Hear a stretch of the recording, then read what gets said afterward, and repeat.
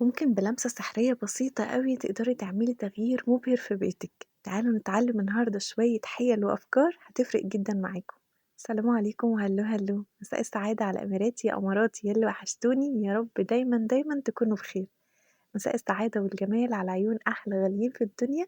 أهلا بيكم النهاردة في فيديو جديد معانا سيدات إيرانية ببعض الحيل والتريكات واللمسات السحرية كده، هتقدر تعمل تغيير ملحوظ أوي في بيتها. تعالوا نتابع مع بعض الفيديو، إن شاء الله يكون الاختيار كده يليق بيكم ويعجبكم ويفيدكم بإذن الله.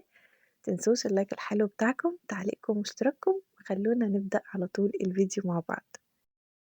تعالوا نتابع بقى تفاصيل الفيديو النهاردة. وأول سيدة معانا هي سيدة نقلت لبيت جديد، يعني هنشوف معاها ترتيبات البيت بتاعها من أول كده البداية، وإزاي بتبدأ تنسق الأساس مع بعض. حاولوا على قد ما تقدروا الغرفة يكون فيها حرية في الحركة، يعني تحاولوا تظبطوا ترتيب الأساس بتاعكم بحيث إن هي تبقى الموضوع سهل بالنسبة لي. مش شرط أحط قطع أساس كتير، على قد الحاجات اللي أنا باستخدمها.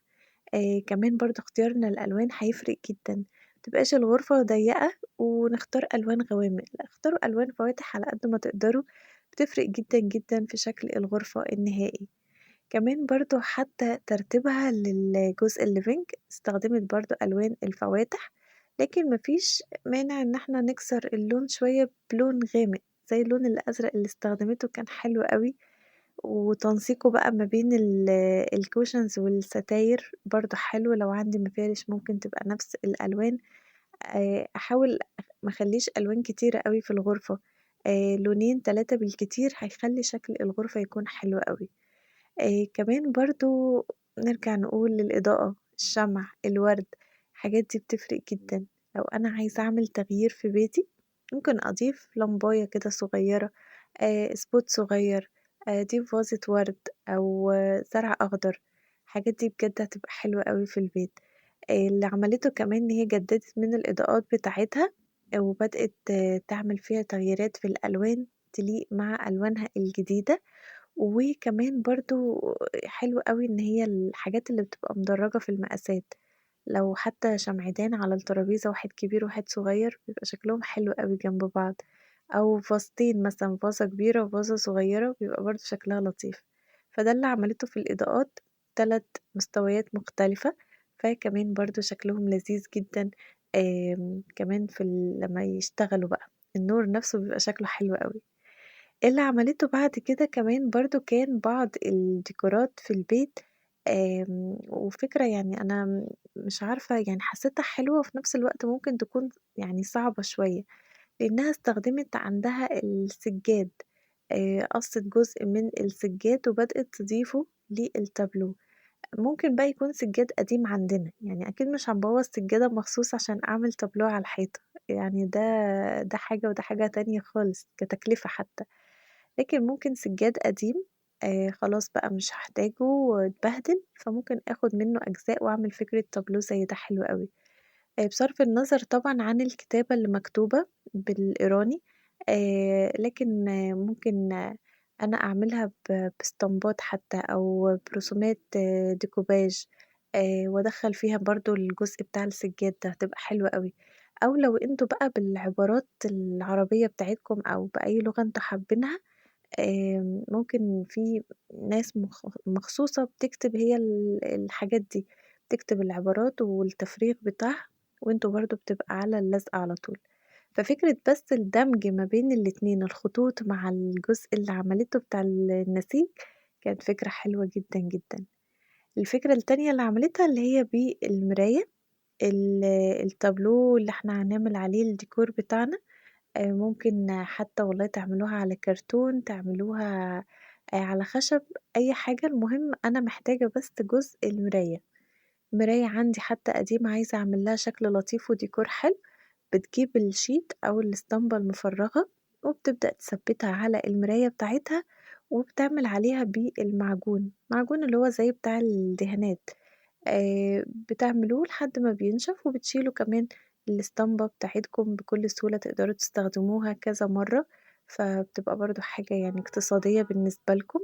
وفي الآخر عملت له الفريم بتاعه عشان يبان كأنه تابلو أو برواز أو المراية يبقى الfinish النهائي بتاعها حلو، فعجبني برضه فكرة الديكور ده، يعني اشغلوا بقى الترابيزات، اشغلوا الحيطة، أفكار كتيرة أوي كلها أحلى من بعض، تقدروا تعملوا حاجات مبتكرة طول الوقت ما تكونش تقليدية. بمناسبة كمان برضه الأفكار الغير تقليدية زي ما بنقول، فكرة برضه الأطباق اللي تقدروا تعملوا منها ديكورات حلوة أوي على الحيطة بتاعتكم.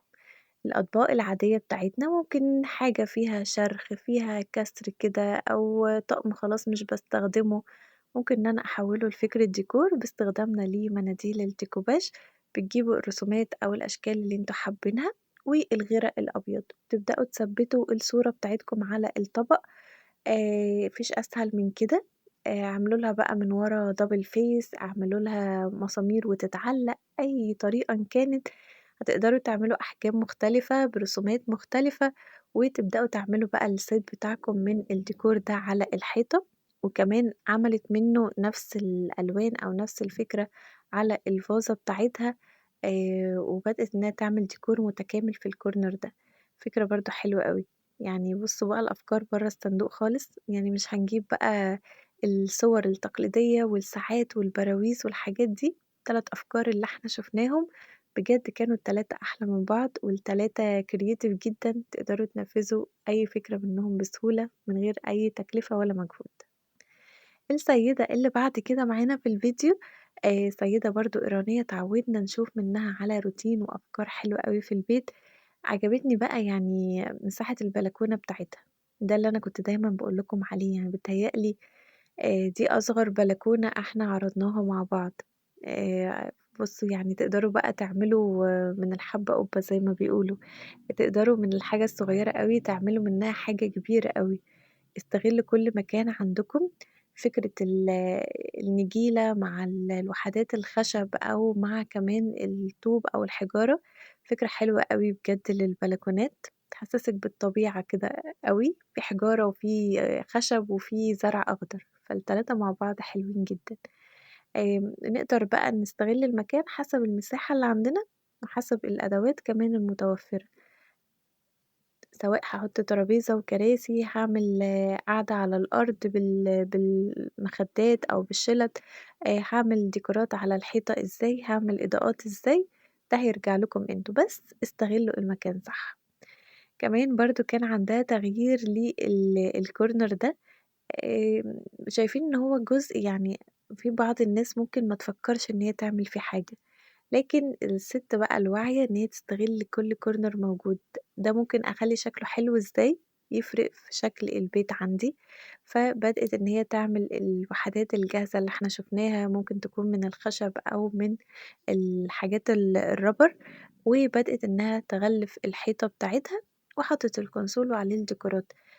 مع فكرة كمان برضه الزرع الأخضر اللي هي كانت حاطاه الشجرة، مع إنها كبيرة أوي الصراحة، لكن اتعودنا نشوف الأحجام دي والأشكال دي من البيوت الإيرانية، فده كان تغييرها للcorner ده، بحيث تبقى خلفية الكنبة أو مدخل الغرفة عندها يبقى شكلها كمان لطيف.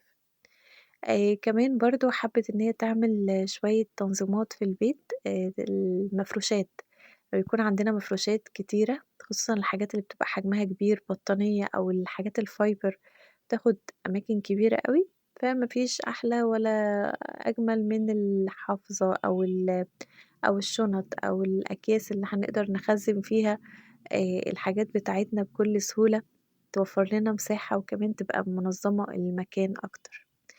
ده كده كان فيديو النهارده يا أميراتي، يعني يا رب يكون عجبكم، فيديو خفيف وسريع لكن فيه أفكار بجد حلوة أوي، عجبتني ال3 أفكار لديكورات الحيطة إزاي تكون creative وتكون مختلفة ومبتكرة، فيا رب تكون عجبتكم أنتم كمان، تقدروا تنفذوا فكرة منهم ولو بسيطة أوي، تفرق جدًا في بيتكم وفي كمان طاقة البيت عندكم وفي الروتين والملل من ستايل البيت.